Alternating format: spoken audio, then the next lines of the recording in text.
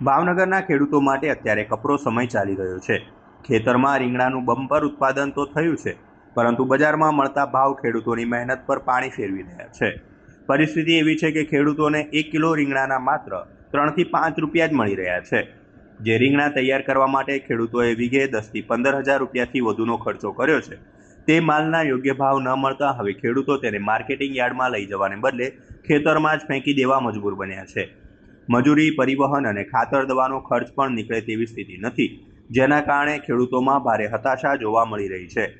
સામાન્ય રીતે 1 વીઘામાંથી 50,000 રૂપિયા જેવી આવક અપેક્ષિત હોય છે, પરંતુ બજારના ગગડેલા ભાવે ખેડૂતોને આર્થિક પાયમાલી તરફ ધકેલી દીધા છે।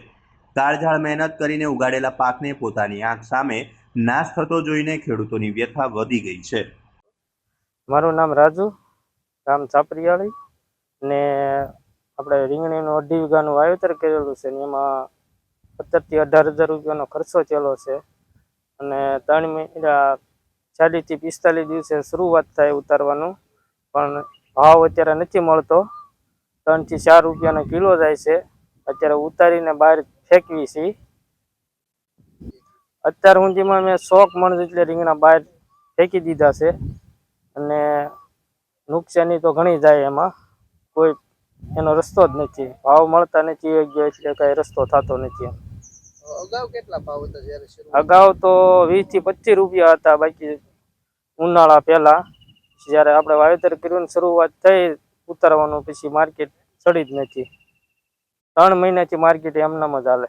મારું નામ મનુભાઈ ગોહાભાઈ સોલંકી છે। અમે આ રીંગણીનું વાવેતર કર્યું છે, પણ વાવેતર વખતે 20-25 રૂપિયા ભાવ હતો, પણ અત્યારે તો કાંઈ નથી, તોડવાની મજૂરી પણ મોંઘી પડે છે અને તોડીને શેરે નાખી દેવા પડે છે, એવું છે બધું। કેટલો ખર્ચો કર્યો? વીઘે તો આનો ખર્ચો તો વધી જાય છે, 30-35 હજારનો ખર્ચો થઈ જાય, પણ ખર્ચો ઊભો થાય એવું કઈ લાગતું નથી ભાઈ। કેટલો ભાવ મળે છે અત્યારે 2 થી 3 રૂપિયા ભાવ છે, એમાં તો શું અમારે આ મજૂરનો ખર્ચો ઊભો નથી થતો।